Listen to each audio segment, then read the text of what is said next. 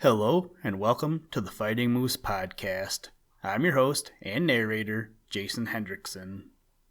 This is a podcast where I retell stories, some fictional and some historical, that can be enjoyed by people of all ages.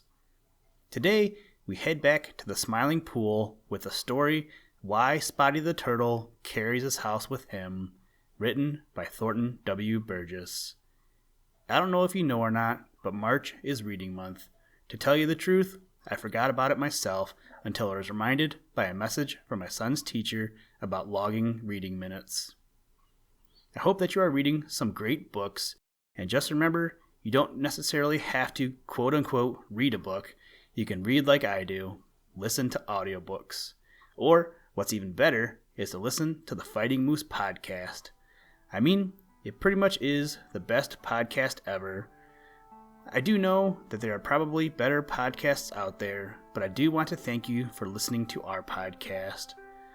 When I see the episodes get downloaded, I am happy and hopeful that this podcast brings people closer together or just takes you on an adventure, even if it is only for a few minutes.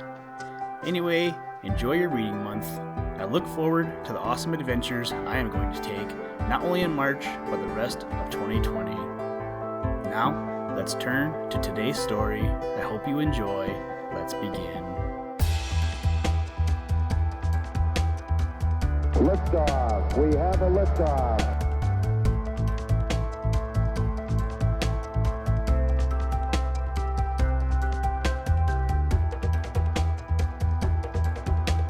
We choose to go to the moon in this decade and do the other things, not because they are easy, but because they are hard.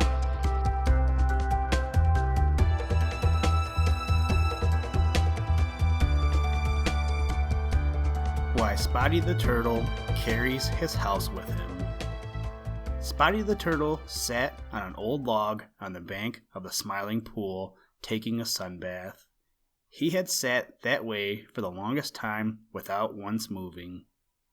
Peter Rabbit had seen him when he went by on his way to the Laughing Brook and the Green Forest to look for someone to pass the time of day with. Spotty was still there when Peter returned a long time after, and he didn't look as if he had moved. A sudden thought struck Peter. He couldn't remember that he ever had seen Spotty's house. He had seen the houses of most of his other friends, but think as hard as ever he could, he didn't remember having seen Spotty's. "Hi, Spotty," he shouted. "Where do you live?" Spotty slowly turned his head and looked up at Peter. There was a twinkle in his eyes, though Peter didn't see it. "Right here in the Smiling Pool. Where else should I live?" he replied. "I mean, where is your house?" returned Peter. "Of course I know you live in the Smiling Pool, but where is your house? Is it in the bank or down underwater?" "It is just wherever I happen to be. Just now, it is right here," said Spotty. "I always take it with me wherever I go. I find it much the handiest way." With that, Spotty disappeared. That is to say, his head and legs and tail disappeared. Peter stared very hard. Then he began to laugh, for it came to him that what Spotty had said was true. His house was with him, and now he had simply retired inside. He didn't need any other house than just that hard spotted shell, inside of which he was now so cozily tucked away. "That's a great idea! Ho ho ho! That's a great idea!" shouted Peter. "Of course it is," replied Spotty, putting nothing but his head out. "You will always find me at home wherever you call, Peter, and that is more than you can say of most other people." All the way to his own home in the dear old briar patch, Peter thought about Spotty and how queer it was that he should carry his house around with him.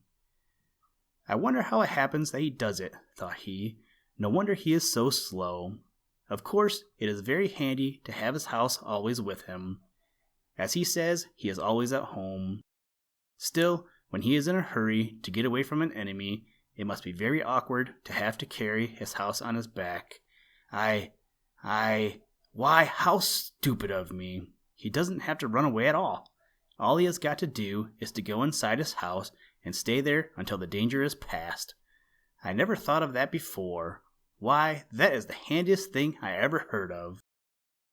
Now Peter knew that there must be a good story about Spotty and his house, and you know Peter dearly loves a good story.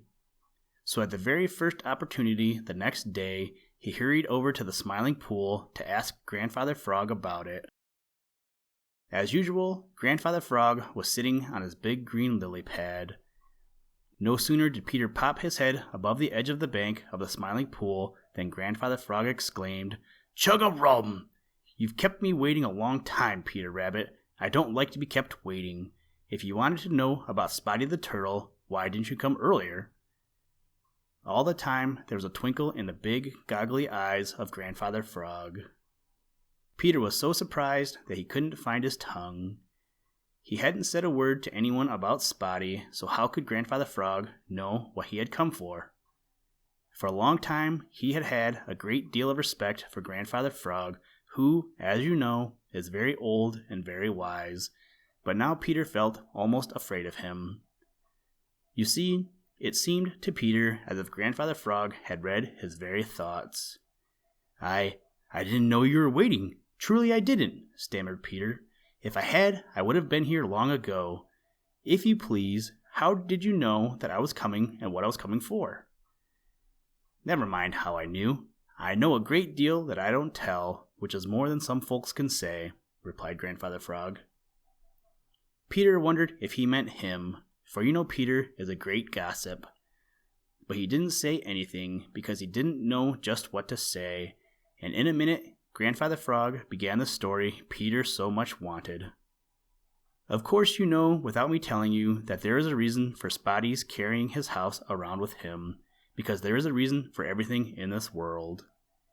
And of course you know that the reason is because of something that happened a long time ago, way back in the days when the world was young. Almost everything today is the result of things that happened in those long ago days. The great ever so great grandfather of Spotty the Turtle lived then, and unlike Spotty, whom you know, he had no house. He was very quiet and bashful, was Mr. Turtle, and he never meddled with anyone's business, because he believed that the best way of keeping out of trouble was to attend strictly to his own affairs.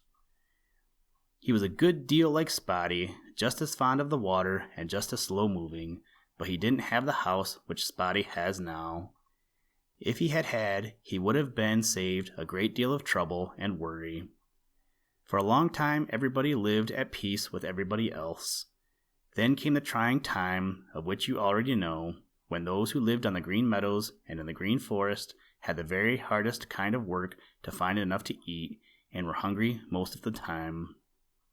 Now Mr. Turtle, living in the Smiling Pool, had plenty to eat. He had nothing to worry about on that score. Everybody who lives in the Smiling Pool knows that it is the best place in the world anyway. Grandfather Frog winked at Jerry Muskrat, who was listening, and Jerry nodded his head. But presently Mr. Turtle discovered that the big people were eating the little people whenever they could catch them, and that he wasn't safe a minute when on shore, and not always safe in the water, continued Grandfather Frog. He had 2 or 3 very narrow escapes, and these set him to thinking. He was too slow and awkward to run or to fight. The only thing he could do was to keep out of sight as much as possible. So he learned to swim with only his head out of water, and sometimes with only the end of his nose out of water. When he went on land, he would cover himself with mud, and then when he heard anybody coming, he would lie perfectly still, with his legs and his tail and his head drawn in just as close as possible, so that he looked for all the world like just a little lump of brown earth. One day he had crawled under a piece of bark to rest and at the same time keep out of sight of any who might happen along. When he got ready to go on his way, he found that the piece of bark had caught on his back, and that he was carrying it with him. At first he was annoyed and started to shake it off. Before he succeeded, he heard someone coming, so he promptly drew in his head and legs and tail. It was Mr. Fisher, and he was very hungry and fierce. He looked at the piece of bark under which Mr. Turtle was hiding, but all he saw was the bark, because, Mr. Turtle had drawn himself wholly under. "I believe," said Mr. Fisher, talking out loud to himself, "that I'll have a look around the Smiling Pool and see if I can catch that slow-moving turtle who lives there. I believe he'll make me a good dinner." Of course, Mr. Turtle heard just what he said, and he blessed the piece of bark which had hidden him from Mr. Fisher's sight. For a long time he lay very still. When he did go on, he took the greatest care not to shake off that piece of bark, for he didn't know but that any minute he might want to hide under it again. At last he reached the Smiling Pool and slipped into the water, leaving the piece of bark on the bank. Thereafter, when he wanted to go on land, he would first make sure that no one was watching. Then he would crawl under the piece of bark and get it on his back. Wherever he went, he carried the piece of bark so as to have it handy to hide under. Now all this time, Old Mother Nature had been watching Mr. Turtle, and it pleased her to see that he was smart enough to think of such a clever way of fooling his enemies. So she began to study how she could help Mr. Turtle. One day she came up behind him just as he sat down to rest. The piece of bark was uncomfortable and scratched his back. "I wish," said he, talking to himself, for he didn't know that anyone else was near, "I wish that I had a house of my own that I could carry on my back all the time and be perfectly safe when I was inside of it." "You shall have," said Old Mother Nature, and reaching out, she touched his back and turned the skin into hard shell. Then she touched the skin of his stomach and turned that into hard shell. "Now draw in your head and your legs and your tail," said she. Mr. Turtle did as he was told to do, and there he was in the very best and safest kind of a house, perfectly hidden from all his enemies. "Oh, Mother Nature, how can I ever thank you?" he cried. "By doing as you always have done, attending wholly to your own affairs," replied Old Mother Nature. "So ever since that long ago day when the world was young, all turtles have carried their houses with them and never have meddled in things that don't concern them," concluded Grandfather Frog.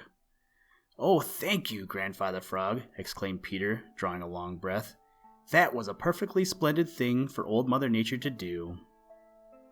Then he started for his own home in the dear old briar patch, and all the way there he wondered and wondered how Grandfather Frog knew that he wanted that story. And to this day, he hasn't found out. You see, he didn't notice that Grandfather Frog was listening when he asked Spotty about his house. Of course, Grandfather Frog knows Peter and his curiosity so well that he had guessed right away that Peter would come to him for this story, just as Peter did.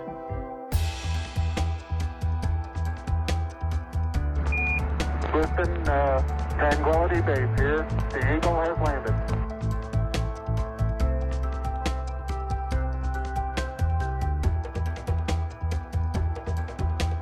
That's one small step for man, one giant leap for mankind.